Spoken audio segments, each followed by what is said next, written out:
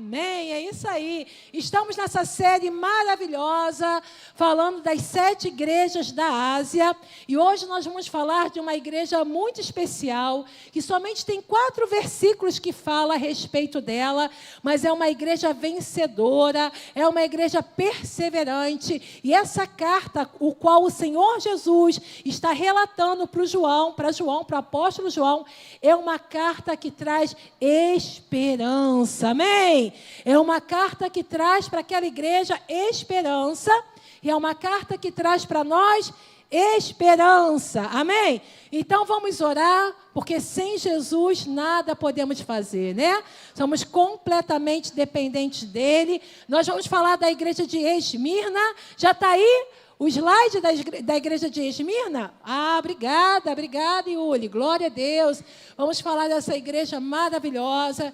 Eu te convido a se ligar com Deus agora.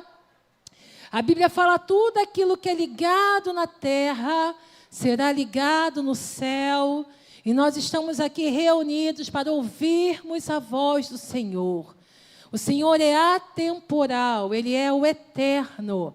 Ele é o mesmo ontem, hoje, eternamente. Ele é o Todo-Poderoso. E as suas palavras trazem para nós inspiração, traz para nós esperança, traz para nós força e sabedoria. Senhor, diante da Tua presença, nós estamos aqui reunidos, Senhor, na Tua congregação. E eu clamo ao Senhor esta noite: passeia em nosso meio. Senhor, passeia no meio da Tua igreja, no meio da Tua noiva, no meio dessa pregação. Espírito Santo de Deus, fale aos nossos corações. Tu és aquele que traz as boas novas, Tu és aquele que traz a palavra de vida. Senhor, que eu venha diminuir e o Senhor a crescer, Senhor. Toma o primeiro lugar, Senhor. Eu repreendo toda resistência no mundo espiritual. Eu repreendo toda dispersão. Senhor, eu repreendo toda agitação, todo desligamento, Senhor. E eu profetizo, Senhor. Senhor, que a Tua palavra, como diz, ela não voltará vazia, mas quando ela é liberada, ela produz o resultado, o objetivo pelo qual ela é liberada. E assim nós queremos Te agradecer por esse tempo, Senhor. Toma nossas vidas, toma o Teu povo, Senhor, e fique à vontade em nosso meio, em nome de Jesus. Amém, amém, amém, amém. Glória a Deus. Então nós vamos falar dessa igreja de Esmirna, e como eu falei para vocês, essa é uma carta que traz para nós esperança. Queridos, diante das 7 igrejas, essa igreja também é uma delas que não recebeu nenhuma reprovação da parte do Senhor. Nós começamos estudando a igreja de Éfeso na semana passada, quarta-feira passada, e nós ali observamos que o Senhor, Ele traz elogios. Nós trouxemos ali 3 pontos que o Senhor elogiou, mas teve uma repreensão. Mas diante daquela repreensão, o Senhor também mostrou o caminho de como se corrigir para alcançar, para fazer parte ali, né, da árvore da vida que está lá no paraíso. Então, esse é o desejo do Senhor. E foi algo muito legal que o Senhor falou ao meu coração. Apocalipse já é a carta do fim, não é isso? É o livro da revelação. E quando ele fala a respeito das igrejas, ele estava falando do estado atual da igreja naquela época, mas também reflete os estados das igrejas atuais. E aí nós temos que fazer o quê? Trazer para o nosso coração aquilo que é relevante, aquilo que é um elogio, que é a vontade de Deus para nós, e tirar do nosso coração aquilo que Ele reprova. Então, esse é o tempo da oportunidade. Amém? Cutuca o teu irmão que está do lado e fala assim: esse é o tempo da oportunidade que a igreja tem de estar segundo o coração do Pai. Aleluia! E outro fato interessante: o Senhor, ao falar do estado da igreja, Ele trazendo ali revelação espiritual, Ele fazia uma analogia. Qual era a característica daquela cidade? E ali ele comentava a parte espiritual de acordo com a característica daquela cidade. Amém? Então vamos lá para o livro de Apocalipse, Nós vamos ver aqui no capítulo 2, versículo do 8 ao 11. E a palavra fala o seguinte: ao anjo da igreja em Esmirna, escreve: essas coisas diz o primeiro e o último, que esteve morto e tornou a viver.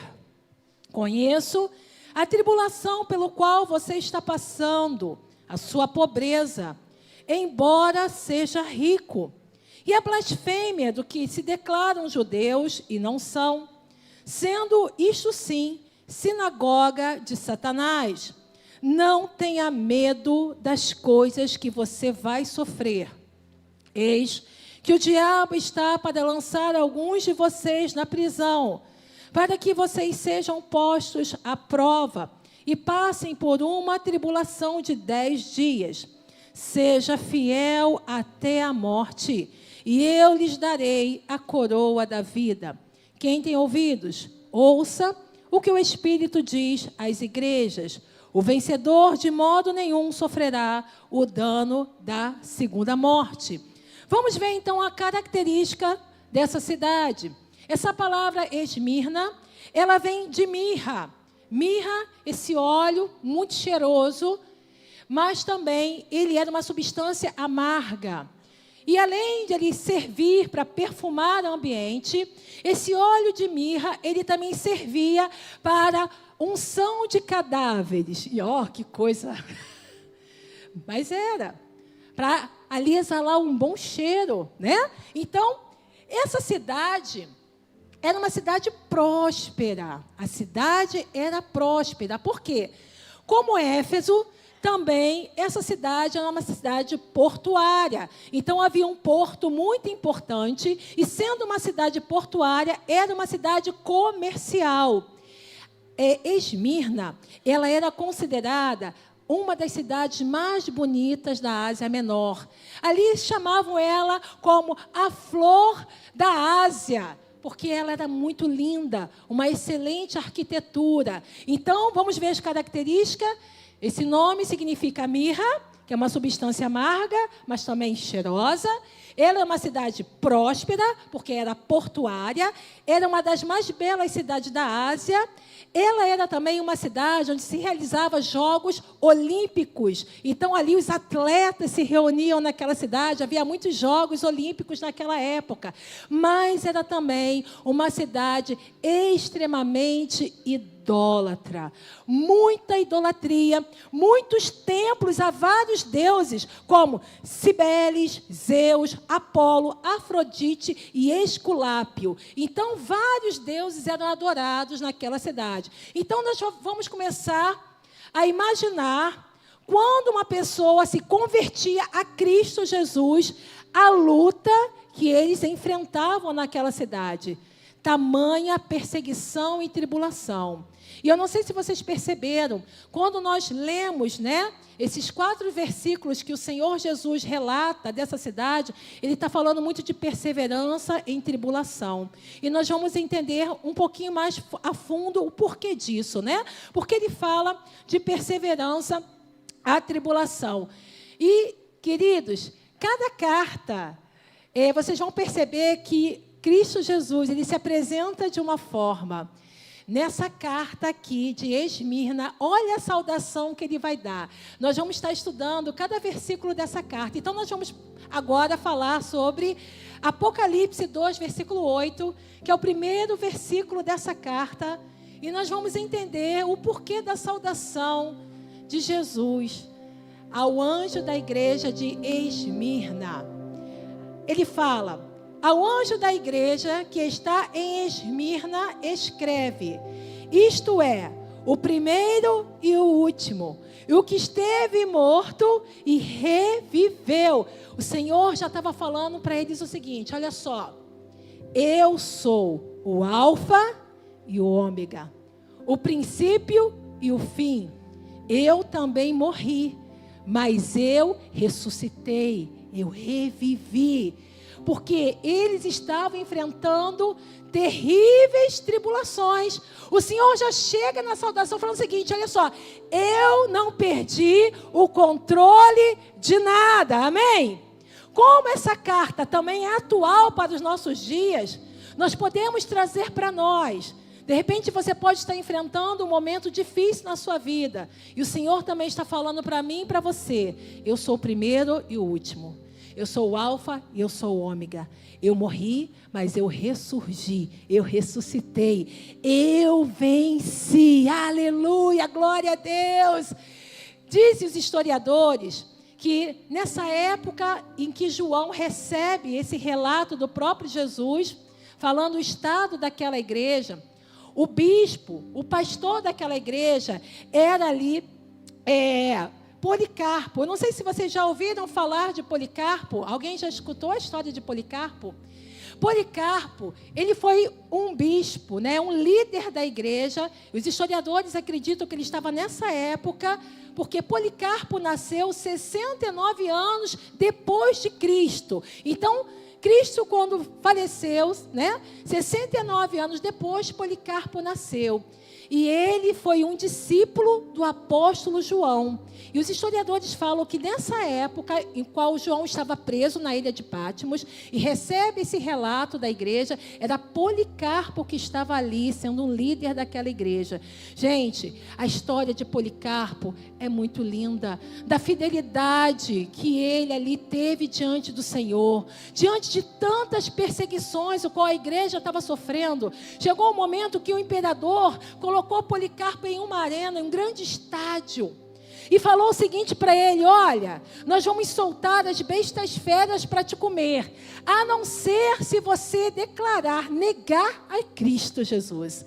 Se você negar que Cristo Jesus é o seu Salvador, você vai permanecer vivo. Mas se você continuar declarando que Cristo Jesus é o seu Salvador, nós vamos lançar os animais para te comer vivo. Gente, sabe qual é a declaração que esse homem faz? Ele fala o seguinte: durante 86 anos eu servi ao meu Senhor Jesus.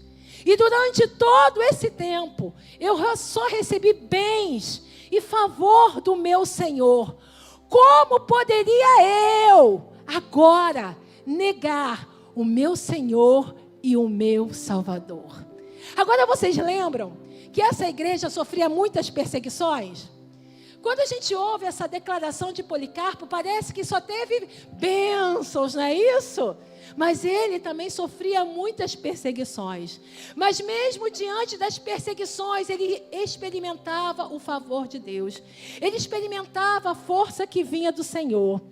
Quando eu li esse relato, eu trouxe, sabe, para nós assim. Imagine nós, queridos, na nossa caminhada com Cristo Jesus.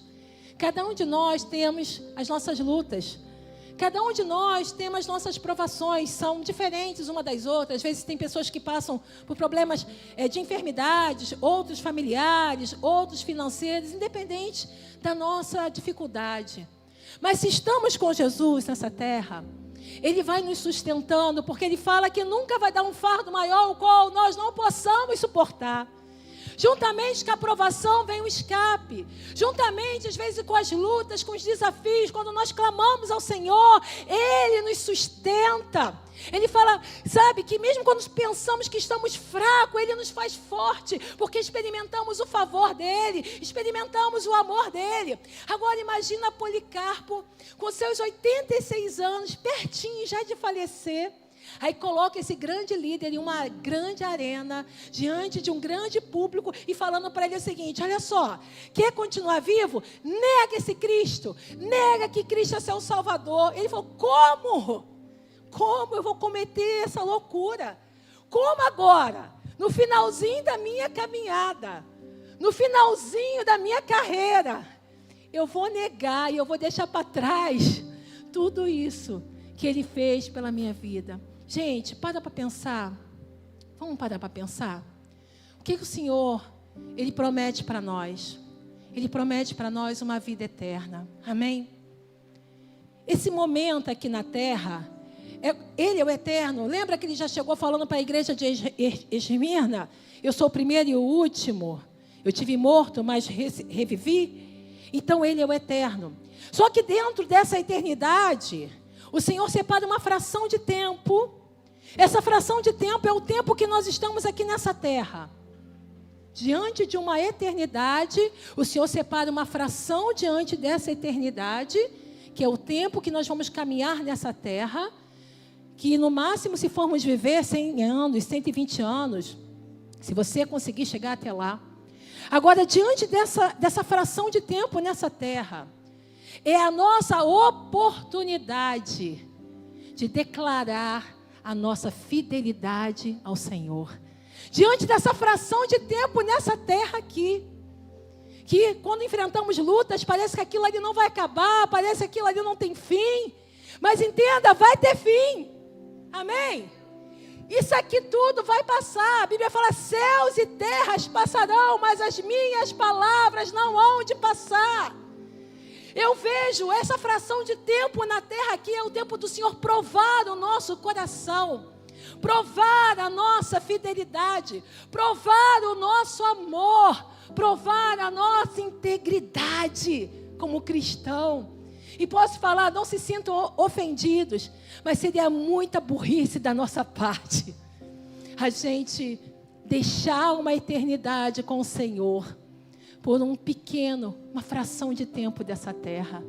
Porque de repente as coisas não estão da maneira que você gostaria. Porque de repente, você acha que não vai suportar a tribulação. Escuta, o Senhor nunca vai dar um fardo maior, o qual você não possa suportar. Mas aguenta firme. Não desista. Seja fiel.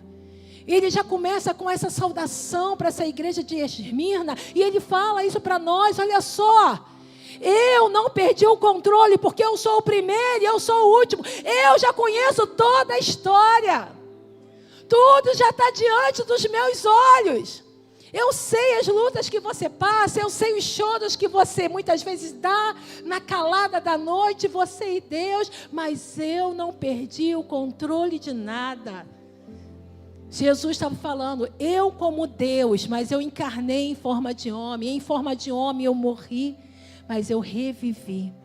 Então, queridos, Ele é o eterno. Vamos ver alguns versículos que falam sobre a eternidade do Senhor. E para nós fecharmos sobre a história de Policarpo, o imperador falou com ele, olha, então eu vou queimar você vivo. Você não está querendo negar a Cristo, eu vou queimar você vivo. Sabe o que ele fala? Ele fala o seguinte: tu me ameaças com fogo que queima por 1 hora e depois de um pouco se apaga. Mas tu és ignorante a respeito do fogo do juízo vindouro e do castigo eterno reservado para os maus. Aí ele acaba de falar isso, ele olha para o imperador e fala assim, e por que demoras? Tipo assim, é para queimar, queima logo. A história conta que demorou a se consumir o corpo dele. Aquilo ali começou a trazer uma comoção diante daquele estádio lotado de vidas, aquela fidelidade daquele homem que no final da sua vida não negou a Cristo, permaneceu firme na sua fé, começou a trazer conversões, queridos. A nossa vida, o Senhor usa até mesmo, não que Ele tenha prazer no nosso sofrimento, mas diante das nossas provações, Ele vai usar essa situação para o nome dEle ser glorificado na sua vida. Para aqueles que estão observando a sua vida e vão ver por que Ele não nega Jesus, por que ela não nega Jesus? Porque é algo maior que nos sustenta. É uma certeza que Deus não nos abandonou, apesar das tribulações. Ele é o eterno, Ele é o imutável. Ele nunca perdeu o controle de nada. Eu só quero falar com vocês aqui. Colossenses 1, do 17 ao 19. Olha o que fala a palavra de Deus.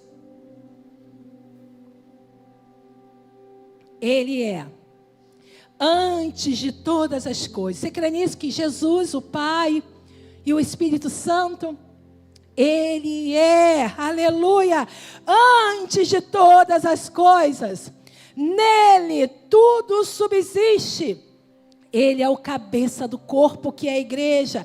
Ele é o princípio, é o primogênito dentre os mortos, para ter a primazia de todas as coisas. Porque Deus achou por bem que nele residisse toda a plenitude. Aleluia, louvado seja o nome do Senhor. João, capítulo 8, versículo 58, fala o seguinte: Jesus respondeu: em verdade lhes digo, antes que Abraão existisse, eu sou. Aleluia! Ele é o grande eu sou. Ele não perdeu o controle de nada. Então, diante das tribulações, tenha fé, tenha esperança. Aleluia!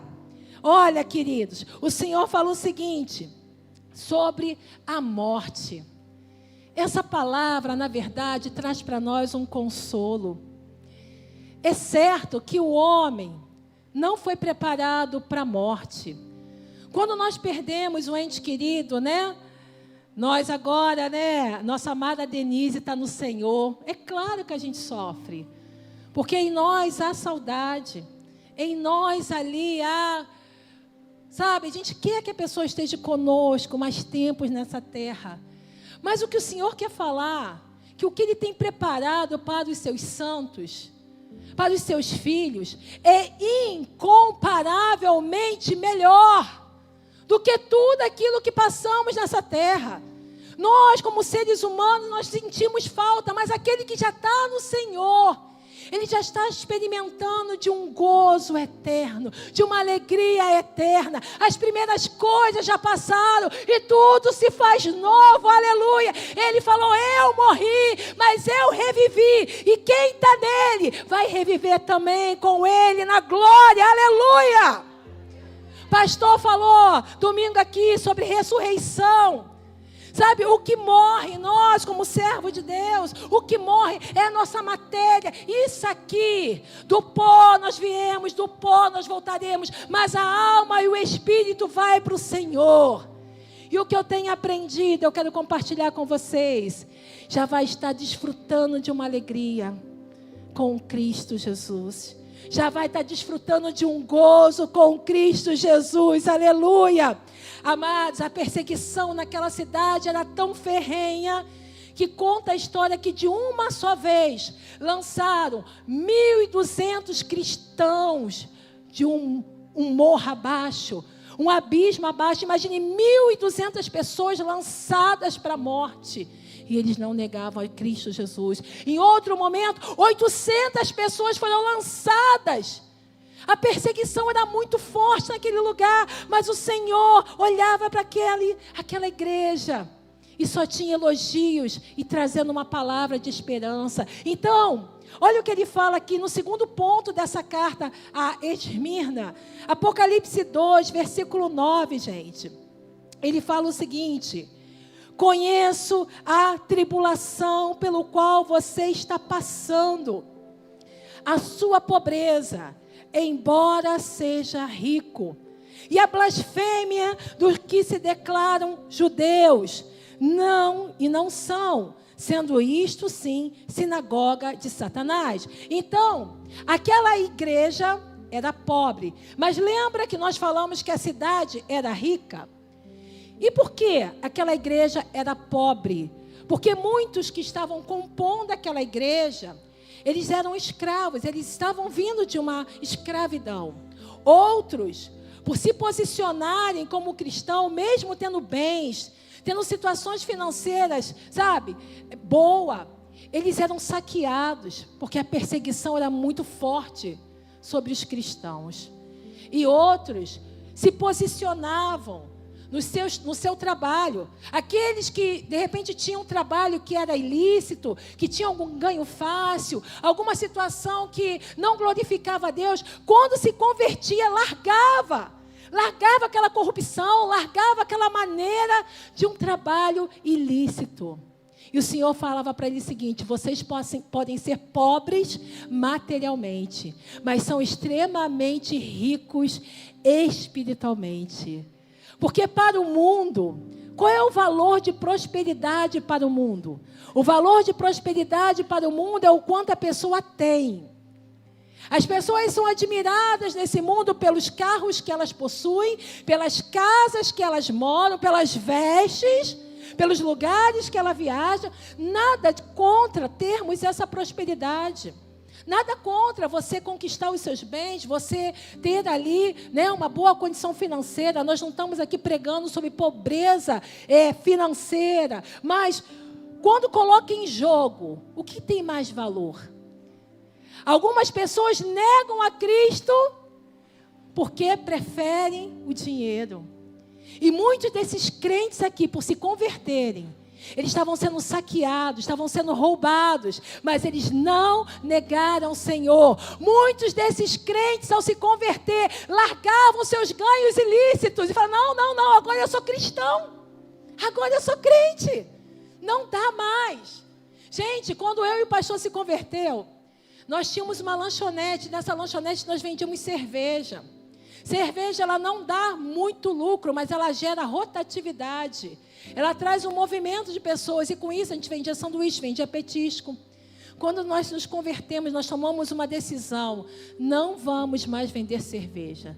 Se a gente entende que cerveja é um elemento que pode levar pessoas ao alcoolismo, à destruição de família, como agora a gente crente, a gente vai vender cerveja. O nosso movimento caiu 80%. E nós tínhamos 2 filhos pequenos. E durante muito tempo tivemos que vender coisas da nossa própria casa, coisas do estabelecimento, como freezer e outras coisas que nós tínhamos para ter o que comer. A família não entendia. Falava assim, como é que pode? Luiz e Cristiane estão na igreja, não tem nem dinheiro para comprar o leite para o filho. E eu lembro que o pouquinho que entrava, eu separava as moedinhas e dizimava ao meu Senhor, porque eu falava, ser fiel no pouco, e no muito eu te colocaria. Independente do valor, é ser fiel a Deus. Deus vai nos provando, queridos. Deus está nos provando, amém? Olha o que fala a palavra do Senhor aqui. Nós vamos ver. Deixa eu abrir aqui com vocês. Mateus 16, do versículo 24 ao 26.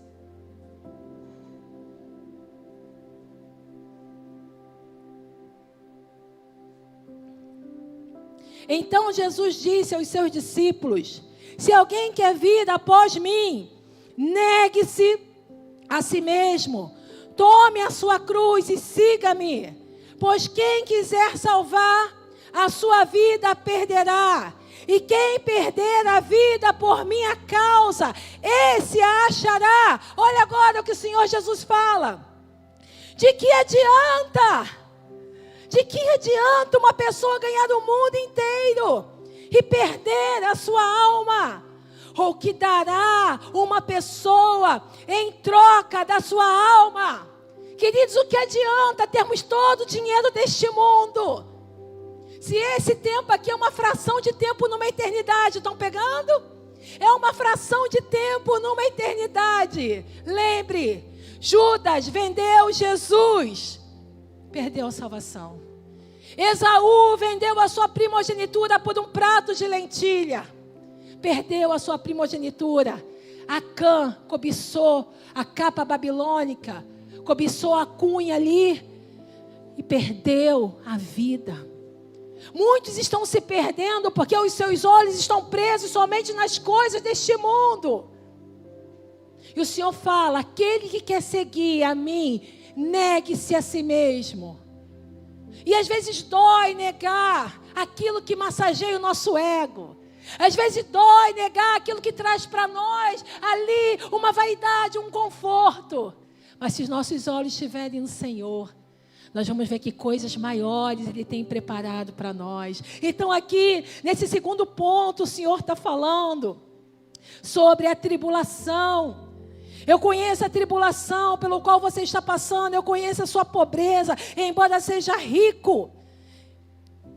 É a blasfêmia que se declara os judeus e não são da sinagoga de Satanás. Queridos, só para nosso esclarecimento, o que compunha a sinagoga de Satanás? Era os judeus que perseguiam aqueles que estavam se convertendo ao cristianismo. Lembra como o próprio Jesus era perseguido? Lembra como Paulo era perseguido? Então todo aquele que é contra a Cristo, esse faz parte da sinagoga de Satanás. Então é terrível, né? Vamos ver o terceiro ponto dessa carta agora. Apocalipse 2, versículo 10. Não tenha medo das coisas que você vai sofrer. Eis que o diabo está para lançar alguns de vocês na prisão, para que vocês sejam postos à prova e passem por uma tribulação de 10 dias. Ser fiel até a morte, e lhe darei a coroa da vida. Quando nós lemos isso, glória a Deus, nós temos que entender o contexto dessa carta. Quando o Senhor fala assim, não tenha medo, não estava representando que eles não iriam passar por tribulações. Muito pelo contrário. Eles já estavam sendo provados e iria se intensificar ainda mais a provação. Mas o Senhor fala assim, não tenha medo, porque Ele vai estar com você.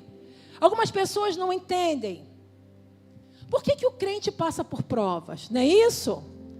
Quantas pessoas questionam quando um servo de Deus está com uma enfermidade, está passando por um problema financeiro, está passando por um problema no seu relacionamento ou com os seus filhos, quantos são ali questionados? O mundo aponta. Mas o Senhor fala o seguinte, olha só, vocês estão passando por uma tribulação, de repente vocês vão passar até mesmo por uma tribulação, mas fica firme, fica firme. Essa tribulação, fala comigo o seguinte, ela é limitada e ela é breve, amém? Ela vai vir, porque infelizmente vem o dia mau.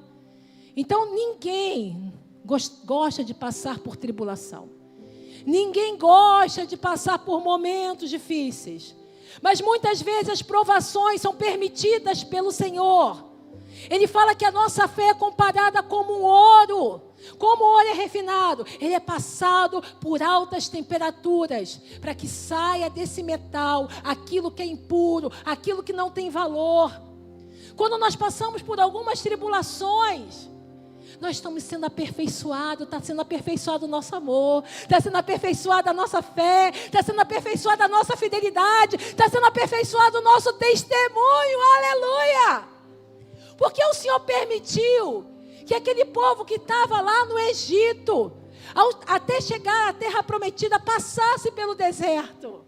Porque existem os desertos da nossa vida. Não poderia ser tudo perfeito, gente. Não poderia no estalar de olhos tudo acontecer maravilhosamente. Mas entenda uma coisa, o que o Senhor está falando conosco essa noite. Você e eu nunca estaremos sozinhos, mesmo diante das tribulações. Ele fala, não tenha medo, porque eu estou com você. Não tenha medo, você não está sozinho. Mesmo se passar ali pelo vale da sombra da morte, a minha vara e o meu cajado te consola, te sustenta, te fortalece. Não tenha medo, aleluia. Não tenha medo. O diabo só vai até onde ele permitir. E se você que está na fidelidade com Deus está passando algum tipo de tribulação, o Senhor não perdeu o controle da sua vida. Aleluia. Ele não perdeu o controle. Vai ser limitado. Sabe, pense naquela passagem de Eclesiastes capítulo 3. Há um tempo determinado para todas as coisas, aleluia. Há o tempo de plantar, mas há o tempo de colher. Há o tempo de chorar, mas vai ter o tempo de sorrir, queridos. Há um tempo. Pensa nessa eternidade. E pensa nessa pequena fração de tempo que é a nossa vida aqui nessa terra. Ele fala conosco na sua palavra, seja fiel, aleluia, tenha esperança para nós. E o Senhor fala que o inimigo da igreja é Satanás. Ele fala aqui nesse terceiro ponto dessa carta: eis que o diabo, ele está para lançar alguns de vocês na prisão. Vocês vão ser postos à prova e vão passar por uma tribulação. Gente, é claro que aqui a gente não gosta de ficar dando ibope para Satanás, mas entenda bem uma coisa, que nós como cristãos, nós não podemos ser ignorantes num fato. Satanás, ele existe e ele é real.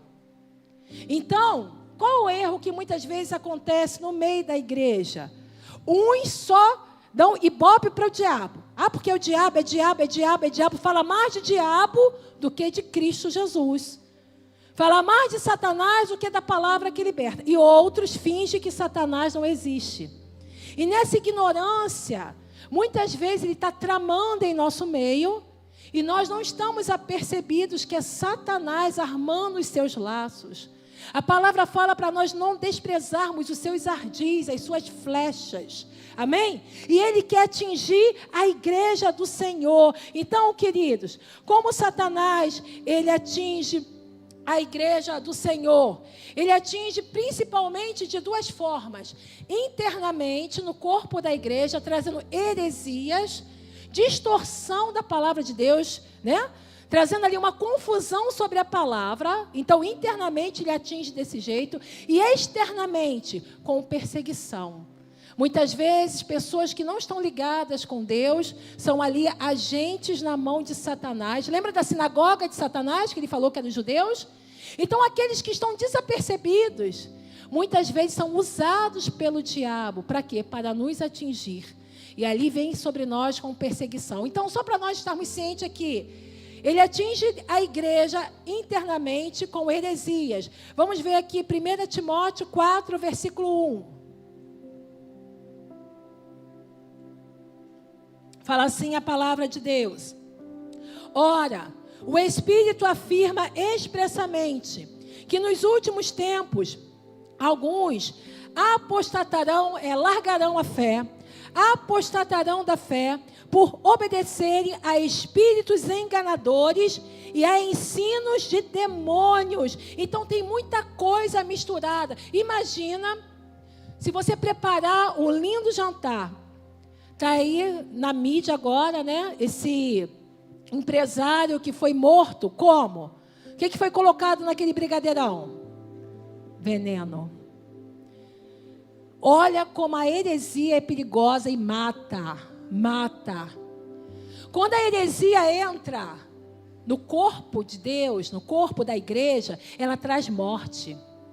E muitos vão se desviando da fé, vão se perdendo no meio do caminho.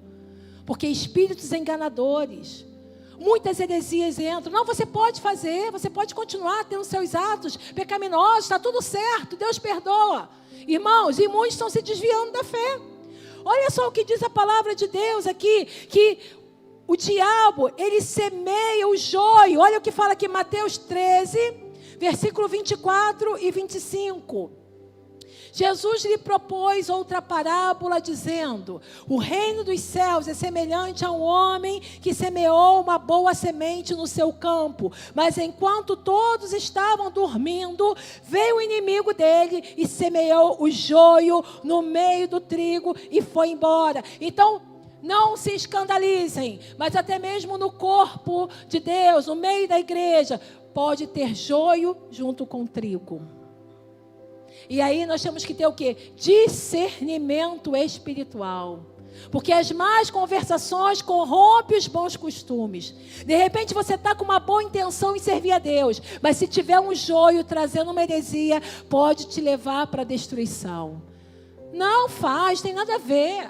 Todo mundo está fazendo, é desse jeito mesmo. E ali muitos estão morrendo. Vamos ouvir agora a explicação dessa parábola? Mateus 13, do 37 ao 39. E Jesus respondeu: o que semeia a boa semente é o Filho do Homem. O campo é o mundo. A boa semente são os filhos do reino. Os joios são os filhos do maligno. O inimigo que semeou é o diabo. E a colheita é o fim dos tempos. E os ceifeiros são os anjos. Pastor, então o que a gente tem que fazer? A gente tem que expulsar, tem que arrancar da igreja. Quem faz isso é naquele grande dia lá. O que a igreja tem que ter? Sabedoria e discernimento. A palavra de Deus tem que ser o nosso guia, para nós não nos corrompermos no meio das heresias que se levantam. Satanás é o adversário, gente, é o acusador. Olha o que fala aqui Zacarias 3:11. E Deus me mostrou o sumo sacerdote Josué, que estava diante do anjo do Senhor, e mostrou também Satanás, que estava à direita de Josué, para acusar. Sabe aquelas pessoas que só sabem acusar o povo de Deus? São as perseguições. Ih, fulano é crente, mas fulano é assim, é assado. Nós não somos perfeitos, mas temos que procurar ser saudáveis, amém?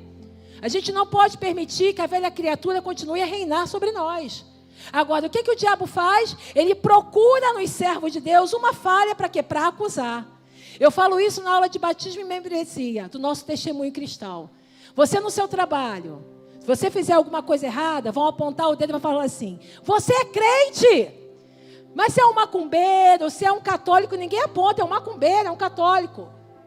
Porque Satanás, ele é o acusador, ele persegue a igreja. Para quê? Para enfraquecer a igreja do Senhor. Satanás, ele tenta, queridos. Ele tentou o próprio Jesus, quando ele passou pelo deserto.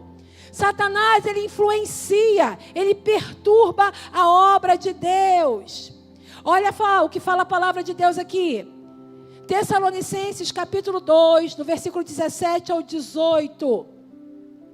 E nós, irmãos, estando separados de vocês por breve tempo, ficando longe dos olhos, mas perto do coração, com muito mais empenho, com grande desejo, procuramos ir vê-los pessoalmente.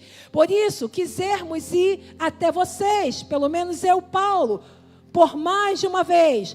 Porém, Satanás nos barrou o caminho. O que o diabo faz para enfraquecer a obra de Deus? Ele tenta frustrar a obra de Deus. Ele tenta barrar a obra de Deus. Por isso que algumas pessoas falam assim: poxa, estava tudo bem na minha vida. Aí eu comecei a trabalhar na obra do Senhor, parece que se levanta. Entenda, se levanta, mas é para cair. Amém? Maior é o que está em nós do que aquele que está no mundo, porque a força dele, meu irmão, é limitada. O Senhor pisa na cabeça do inimigo, mas ele quer cegar o nosso entendimento. Então, queridos, Satanás, ele se levanta, mas é para cair. Agora, não pare de caminhar.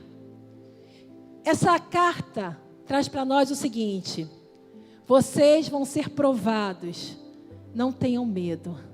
Não pare de caminhar.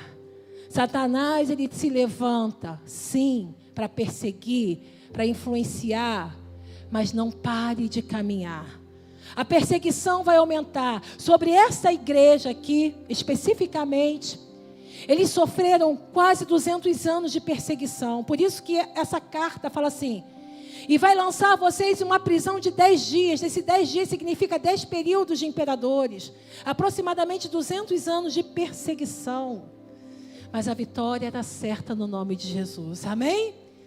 Eu não sei o tempo que de repente você está orando por uma causa. Mas eu quero te dizer essa noite que a sua vitória é certa em nome de Jesus. Há esperança. Há esperança. O que o inimigo ele tenta fazer? A nós que estamos na presença dele, os crentes, ele faz de tudo para que você não permaneça. Porque para ele não tem mais salvação. Para ele já está destinado à morte eterna, mas para nós não. Para aqueles queridos que estão desviados, ele faz de tudo para que esses desviados não voltem para a presença do Senhor. Se você está aqui, você é o mais que vencedor, amém? Aleluia! E para aqueles que ainda não têm Jesus, ele faz de tudo, o inimigo faz de tudo para que não aceite o Salvador. Mas se você está aqui, você é o mais que vencedor. Então levanta a sua mão e fala assim: em nome de Jesus, eu vou completar a minha carreira e eu vou até o final para a glória do nome do Senhor. Você já está aqui, amém? Você já venceu. Se você estava longe, o Senhor já te trouxe. Se você ainda não tinha aceitado Jesus, você está aqui porque você aceitou. Qual é o nosso papel agora? Fica firme, aleluia, fica firme, porque a vitória é certa em Cristo Jesus, aleluia. O inimigo tenta zombar de nós. Quantas passagens bíblicas, alguns salmos falam, cadê o teu Deus? Onde está o seu Deus? E agora? Eu imagino o que aconteceu, né? Às vezes a gente passa uma luta ou perde alguém no nosso meio. As pessoas, mas por quê? Essa pessoa era tão direitinha na igreja, essa pessoa era assim. Eles não sabem que a vitória é maior. Ela já conquistou, ele já conquistou. Amém? Ela já venceu. Agora basta nós vencermos. Então, para nós finalizarmos, queridos, esse estudo dessa cidade e dessa igreja de Esmirna, nós vamos ver aqui que ele tem para nós a coroa da vida. Ser fiel até a morte, e eu vou te dar a coroa da vida. Lembra que essa cidade era uma cidade que havia Jogos Olímpicos? E o que os vencedores recebiam naquela época? Qual era a coroa que eles recebiam?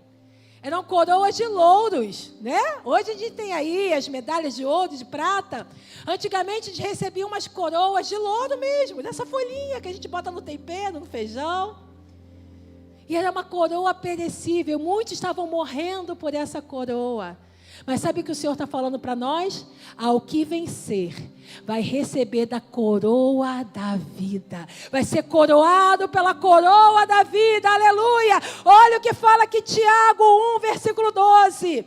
Bem-aventurado é aquele que suporta com perseverança a provação, porque depois de ter sido provado, receberá a coroa da vida, a qual o Senhor prometeu aos que o amam, aleluia. Você pode se alegrar com isso? Glória a Deus! Eu fico pensando que as nossas provações, às vezes os insultos que a gente leva, as dificuldades que a gente às vezes enfrenta, é só uma oportunidade de mostrar como somos crentes. Já parou para pensar nisso? Quando alguém te insulta, quando alguém te afronta, aí, se você parar para pensar, é a minha oportunidade de mostrar que eu sou crente. É claro que nós não vamos ser tapetes, né? O Senhor nos dá autoridade. Mas não responder conforme o mundo é o que faz a diferença. É mostrar que você é crente. É a oportunidade de mostrar que você é um filho de Deus. Amém? Olha o que fala aqui a palavra do Senhor. 1 Pedro, capítulo 5, versículo 4. E quanto ao Supremo Pastor se manifestar. Quem é o Supremo Pastor? Pastor Luiz é o co-pastor da igreja. Mas quem é o sumo pastor, o supremo pastor é Jesus. E quando ele se manifestar, quando ele nos chamar, ele fala aqui, vocês receberão a coroa da glória, que nunca perde o seu brilho, gente. Ah, meu Deus. Por isso que nós temos que saber o fim da história. Amém? Esse pequeno espaço de tempo, de uma eternidade, continua fiel em nome de Jesus. Paulo, quando estava pertinho de ir para a glória, ele faz uma declaração. Eu confesso a vocês que eu repito muitas vezes essa oração de Paulo, essa declaração de Paulo, porque eu acho que isso sim que é vitória. Isso sim que é vitória. Ele fala aqui em 2 Timóteo 4, versículo do 7 ao 8. Combati o bom combate, completei a carreira, guardei a fé. Desde agora está guardada a coroa da justiça, que o Senhor, reto juiz, me dará naquele dia, não somente a mim, mas também a todos os que amam a sua vinda. Quem ama a vinda do Senhor, dá glória a Deus, aleluia. Essa tribulação é breve, meu irmão, um pouquinho de tempo, o que há de vir virá e não tardará, aleluia.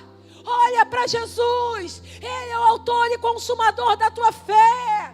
Se a tua prova está doendo, creia que Deus nunca dará o fardo maior, o qual você não possa suportar. Peça a Ele: Senhor, me reveste do teu poder, me enche com a tua presença, me ajuda a suportar. Ah, Senhor, eu estou fraco, mas o Senhor fala que me faz forte nessa hora. O Senhor me faz forte nessa hora. E Paulo falou: eu combati o bom combate. Aonde que um combate é bom, gente? Aonde que as guerras são boas? Mas se torna bom quando aquele que está na sua frente é o general dos generais, é o Senhor dos senhores, é aquele que vai na tua frente, aleluia, na tua retaguarda. Ele vai te guardando, Ele vai te protegendo, Ele vai te dando a direção. Você está certo da tua vitória, porque mesmo se esse corpo físico aqui perecer, estaremos com Ele desfrutando de uma vida eterna. E para nós terminarmos essa mensagem, Apocalipse 2, versículo 11, ele fala: quem tem ouvidos, ouça o que o Espírito diz às igrejas. O vencedor, de modo nenhum, sofrerá o dano da segunda morte. O Espírito de Deus está aqui. Nós aprendemos semana passada que Jesus, ele passeia no meio da igreja. O Senhor passeia, Ele está passeando. Ele não está somente no trono de glória. Ele está no seu trono de glória, mas Ele está passeando. E Ele está sondando o nosso coração. Ele está sondando o nosso coração, Ele está conosco, amém? Ele está falando: o meu Espírito fala. Aquele que der ouvidos a Ele, ouvir no sentido de obedecer, não vai experimentar a segunda morte. O que é segunda morte, pastora? Nós vamos ver que há 3 tipos de morte. A morte espiritual. O que é a morte espiritual? É quando uma pessoa ainda não abriu o coração para Cristo Jesus. Amém? Ela ainda não abriu o coração para Cristo Jesus, então o Espírito de Deus ainda não tem conexão com o Espírito dela. Há uma morte espiritual. E essa pessoa que ainda não abriu o coração para Cristo Jesus, ela é conduzida somente pela sua alma. O ser humano, ele é um ser tripartido, tricotômico. Então nós somos um espírito que temos uma alma e habitamos em um corpo. O nosso espírito é a sede do Espírito Santo de Deus.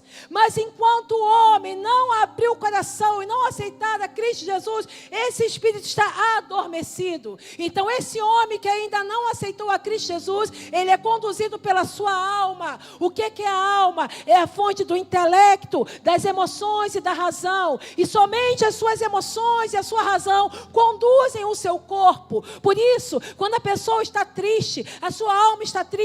Alguns vão para a bebida, outros vão para a prostituição, outros vão para a droga. Essa alma que está sentindo, ela leva o seu corpo para satisfazer um desejo. Mas a pessoa que está em Cristo Jesus, e ela abriu o coração para Cristo Jesus, e ela permite agora o Espírito Santo comandar a vida dela.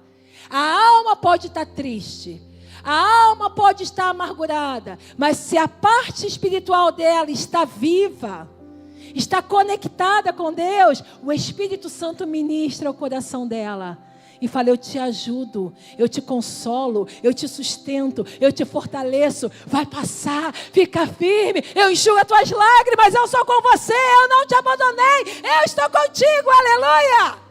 E o corpo dela não vai para a prostituição, o corpo dela não vai para a bebida, o corpo dela vai para os pés de Cristo Jesus. Ele sabe o lugar onde encontra força, renovo e abrigo. Mas a pessoa que ainda não aceitou a Cristo Jesus, ela está morta espiritualmente. E somente a alma que está conduzindo o seu corpo. Então é um tipo de morte. Qual o segundo tipo de morte? A morte física. Que todos nós vamos sofrer, porque esse corpo vai perecer. Esse corpo, como nós já falamos, ele veio do pó, e do pó ele voltará. Quando uma pessoa morre, você vê que não tem só matéria que está ali, né? Não tem mais vida. Porque a alma dela, se ela está no Senhor e o espírito dela foi para a glória, está desfrutando de um gozo eterno.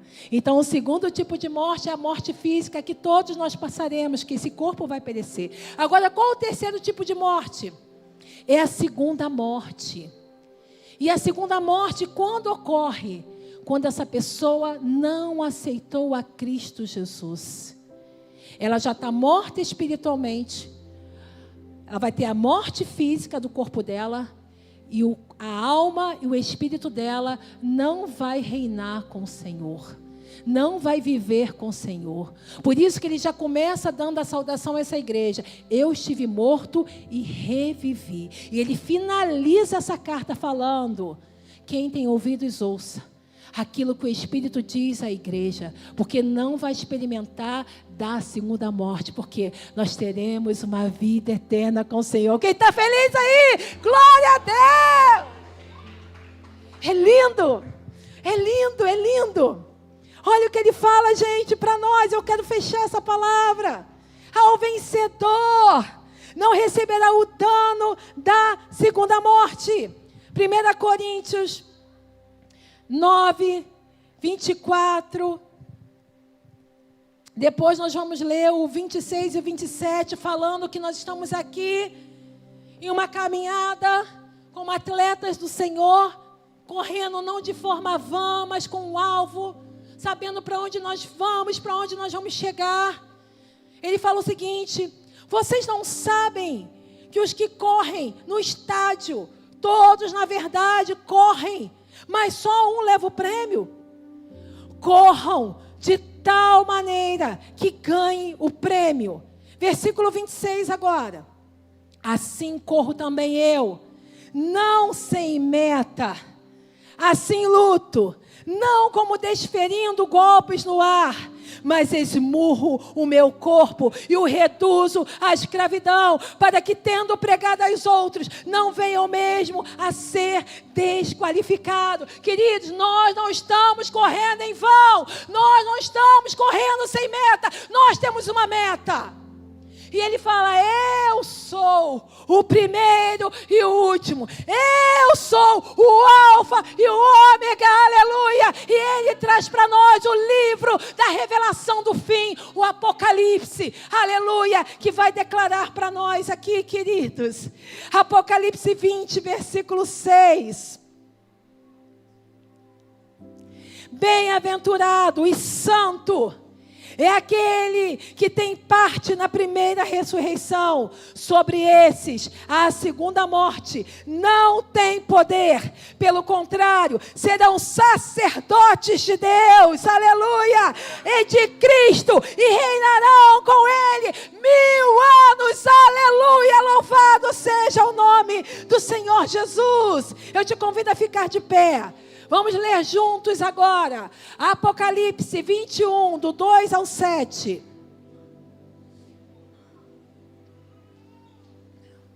Receba cada palavra dessa no teu espírito. Não temas a tribulação. Não desanime no meio do caminho. O que o Senhor já preparou para nós, a Bíblia fala, que não chegou aos nossos ouvidos, nossos olhos ainda não viram, não chegou ao nosso coração as coisas que o Senhor tem preparado. Eu te convido a ler junto comigo essa passagem.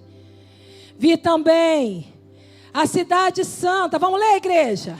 A nova Jerusalém, que descia do céu, da parte de Deus, preparada como uma noiva enfeitada para o seu noivo.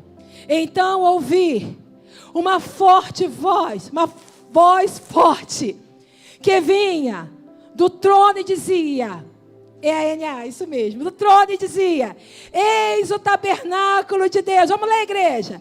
Com seres humanos, Deus habitará com eles. Agora, eles serão povos de Deus, e Deus mesmo estará com eles, e será o Deus deles.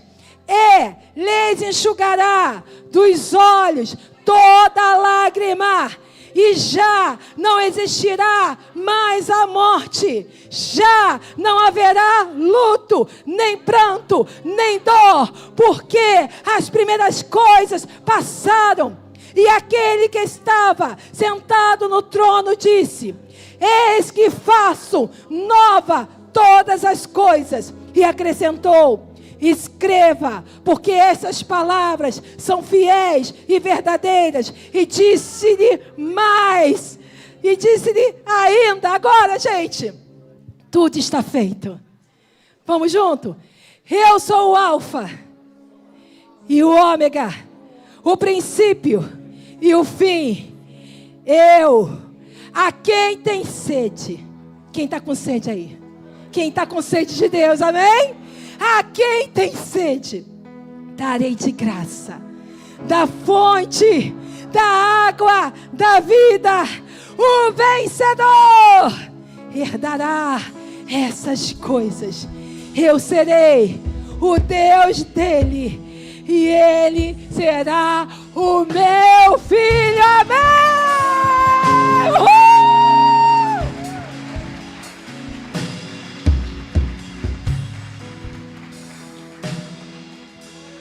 Vira para o teu irmão e fala assim: vai valer a pena. Vai valer a pena. Fica firme. Fica firme.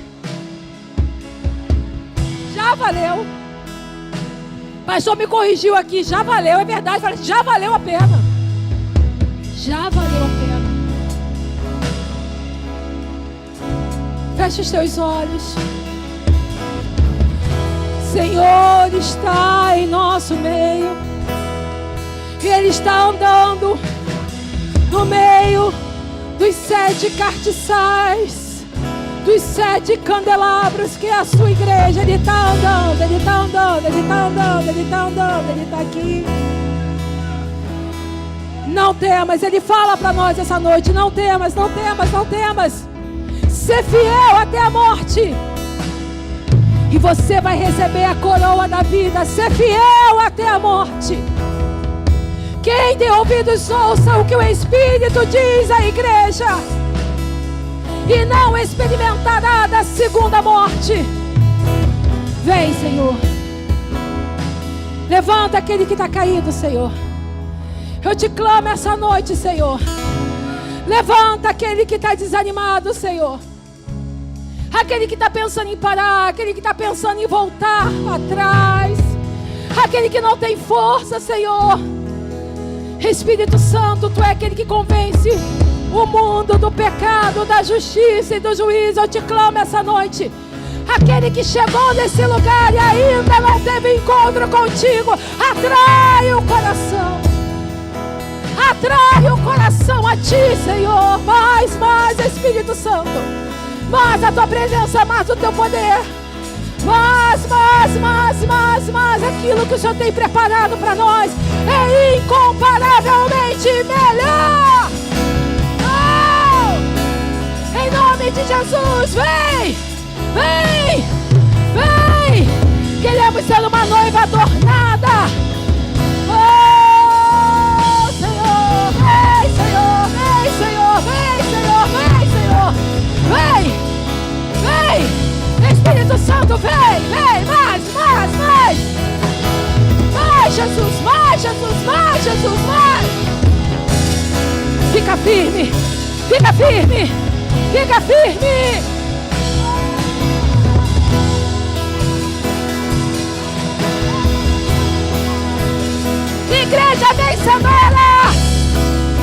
Igreja vencedora.